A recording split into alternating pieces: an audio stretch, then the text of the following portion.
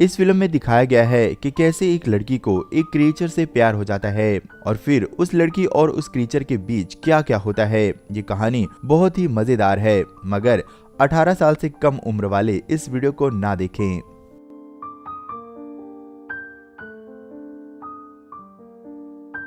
Film की शुरुआत एक शहर को दिखाते हुए होती है। उसी शहर में एक लड़की का सीन दिखाया जाता है जिसका नाम होता है इलाजिया।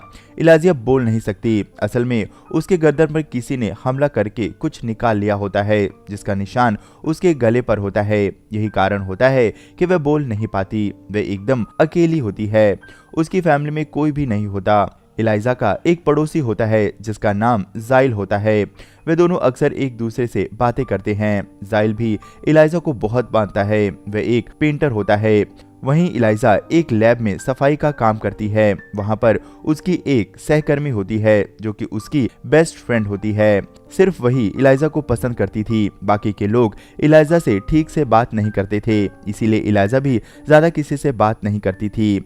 इसके बाद दिखाया जाता है कि एक ऑफिसर आता है और सभी से कहता है कि आज बहुत अच्छा दिन है। आज हमारे लैब में एक टीम आ रही है जो अपने साथ कुछ ऐसी चीजें ला रही है जो आज से पहले कभी नहीं आई थी। वह चीज बहुत ही मिस्टीरियस और कीमती है। तभी वह टीम वहां पर आ जाती है। उनके हाथ में एक बड़ा वाटर टैंक होता है। उस पानी में कोई चीज होती है।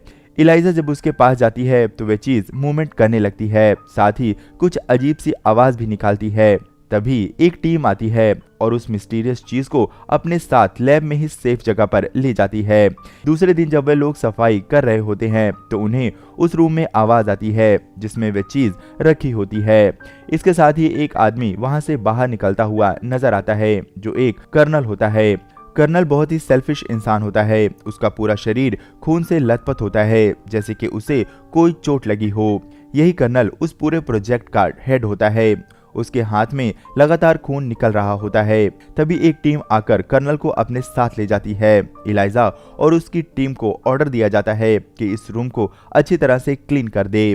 जब इलाइजा और उसकी दोस्त अंदर जाती है तो वह हैरान हो जाती है। वहां खून बिखरा पड़ा होता है, साथ ही 2 कटी हुई उंगलियां भी पड़ी होती हैं जो कि शायद उसी कर्नल की होती हैं।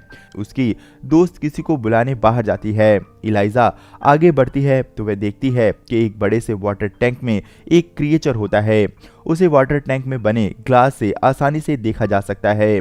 वह दिखने में बिल्कुल इंसानों की तरह लग रहा था। वह जब इलाइजा को देखता है तो उसके पास जाता है। तभी वहां पर इलाइजा के दोस्त और एक ऑफिसर आ जाता है। वह क्रिएचर पीछे की तरफ चला जाता है। अब इलाइजा को उस क्रिएचर के बारे में पता लग चुका होता है। दूसरे दिन फिर इलाइजा उस क्रिएचर के पास जाती है जिसे कि एक बड़े पूल में रखा गया होता है। वह अपने साथ एक अंडा भी लाई होती है। वह चम्मच से अंडे को ठोकती है जिससे कि आवाज हो, क्योंकि इलाइजा बोल नहीं सकती थी। वह क्रिएचर आवाज सुनकर वहां पर आ जाता है। वह उस क्रिएचर को अंडा देती है लेकिन वह काफी डरा हुआ होता है। वह इलाइजा के हाथ से अंडा नहीं लेता, इसीलिए वह उस अंडे को छीलकर उस पूल के किनारे पर रख देती है। वह क्रिएचर उस अंडे को लेकर वापस पानी में चला जाता है। इलाइजा भी बाहर चली जाती है। उसके बाद वह कर्नल इलाइजा और उसकी दोस्त को अपने कैबिन में बुलाता है। वह उन्हें बताता है कि जितना हो सके उस क्रिएचर से दूर रहो, वह बहुत ही खतरनाक है। उसने मुझ पर भी हमला कर दिया था। तुम्हारी ड्यूटी सिर्फ उस रूम को क्लीन करना है। वह क्रिएचर बहुत गंदा है। हम उसे किसी गंदी जगह से ले आए थे। लेकिन इलाइजा उसकी बात नहीं मानती। दूसरे दिन इलाइजा फिर अंडे लेकर जाती है और साथ ही एक म्यूजिक सिस्टम भी ले जाती है। वह उससे म्यूजिक बजाती है, साथ ही अंडा निकालकर किनारे पर रख देती है। वह क्रिएचर बाहर आता है और म्यूजिक भी सुनता है। इलाइजा वहीं पर अपना लंच करती है। वह भी अंडे खाने लगता है। इस तरह इलाइजा डेली लंच के समय वहां पर आकर उसके साथ अपना टाइम स्पेंड करती थी। उसे क्रिएचर की भाषा तो नहीं समझ आ रही थी, लेकिन फिर भी वे दोनों अच्छे दोस्त बन गए थे। इसी तरह एक दिन वे दोनों इसी तरह एंजॉय कर रहे होते हैं कि तभी वहां पर डॉक्टर आ जाता है। वह इन दोनों की बातें सुन लेता है, लेकिन वह छुप जाता है और उन्हें पता नहीं लगने देता। वे डॉक्टर इस क्रिएचर पर अपनी रिसर्च कर रहे होते हैं। वे समझ जाते हैं कि इन दोनों के बीच एक रिलेशन बन चुका है। वे डॉक्टर एक साइंटिस्ट होते हैं जो कि अमेरिका के लिए रिसर्च कर रहे होते हैं, लेकिन वो एक जर्मन एजेंट भी होते हैं। असल में अमेरिका और जर्मन के बीच एक कोल्ड वॉर चल रहा था, इसीलिए दोनों देश एक दूसरे की टेक्नोलॉजी चुराने के लिए जासूसी कर रहे थे। वे ये सारी इंफॉर्मेशन अपने जर्मन दोस्त को देते थे। दूसरे दिन इलाइजा सफाई करने के लिए जैसे अंदर आती है तो वह हैरान हो जाती है, क्योंकि उस क्रिएचर को जंजीरों से बांधा गया था। साथ ही वह बहुत घायल होता है। तभी उसे लगता है कि कोई इस तरफ ही आ रहा है, तो वह छुप जाती है। कर्नल और उसके साथी अंदर आते हैं। वहां पर एक इलेक्ट्रॉनिक रॉड रखा होता है। कर्नल उस रॉड को उठाकर क्रिएचर को इलेक्ट्रॉनिक शॉक देते हैं। वह क्रिएचर बहुत ज्यादा तड़पता है। तभी वहां पर जर्नल आते हैं। वे उस क्रिएचर को देखकर बड़े खुश होते हैं। वे कहते हैं कि उन्हें पता था कि ये इतना बड़ा क्रिएचर होगा, मैंने तो बहुत छोटा सा सोचा था। कर्नल बताता है कि अमेज़न के जंगलों में रहने वाले लोग इसे अपना भगवान समझते हैं और इसकी पूजा करते हैं। वे इसके लिए फल और सब्जियां नदी में फेंकते रहते हैं। कर्नल कहता है कि अगर हमें इनके बारे में पता करना है तो हमें इसे मारना पड़ेगा, क्योंकि तभी हमें पता चलेगा कि इसकी बॉडी में ऐसा क्या खास है।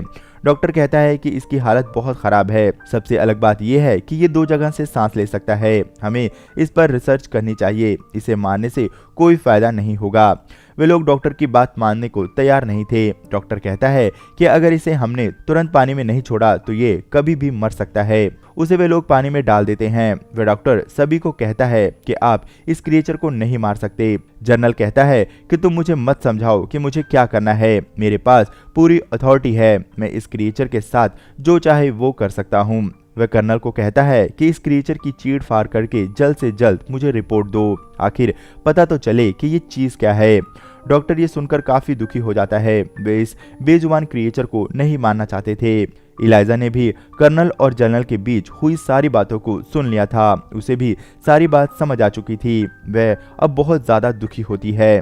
वह घर आकर जाइल्स को सारी बात बताती है। वह कहती है कि वे क्रिएचर मुझे बहुत ज्यादा अच्छा लगता है। वह मुझसे बातें करता है। वह मेरा बहुत अच्छा दोस्त है। वे लोग उसे मार देंगे, हमें कुछ करना होगा। लेकिन जाइल्स इलाइजा को समझाता है कि उसे जिन लोगों ने कैद किया है वे बहुत ही पावरफुल लोग हैं और हम लोग आम इंसान हैं। ये कहकर जाइल्स बाहर चला जाता है। इलाइजा बहुत दुखी होती है। तभी जाइल सोचता है कि आखिर इलाइजा का मेरे सिवाय कौन है, इसीलिए वह वापस आते हैं और इलाइजा से कहते हैं कि हम फैमिली है और मैं तुम्हारा साथ दूंगा। वे दोनों प्लान बनाते हैं। सबसे पहले इलाइजा वहां पर जाकर सारे कैमरे को ऊपर की तरफ कर देती है, जिससे कि किसी को पता न चले कि यहाँ पर क्या हो रहा था और इसे किसने भगाया है।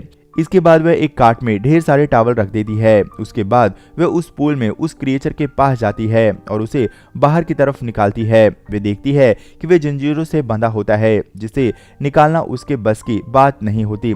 तभी वहां पर वह डॉक्टर आ जाता है। इलाइजा डर जाती है, लेकिन डॉक्टर भी उस क्रिएचर की जान बचाना चाहता था, इसीलिए वो उसे इन जंजीरों की चाबी दे देता है। वे उसे खोलकर उस कार्ट में डाल देती है। वे जब कार्ट को लेकर जा रही होती है तो रास्ते में उसे उसकी फ्रेंड मिलती है। वे तुरंत समझ जाती है कि इलाइजा क्या कर रही है। पहले तो वह मना करती है कि वो ऐसा ना करे, इसमें उसको प्रॉब्लम भी हो सकती है, लेकिन जब इलाइजा उसे समझाती है कि उसकी जान को खतरा है तो वह उसका साथ देती है। वे दोनों बाहर की तरफ आते हैं। इधर जाइल्स अपनी गाड़ी लेकर अंदर की तरफ जाता है, जहां पर गार्ड को शक होता है, इसीलिए वह उसे अंदर नहीं आने देता। यहाँ पर भी डॉक्टर उस गार्ड को बेहोश करके उसकी मदद करता है।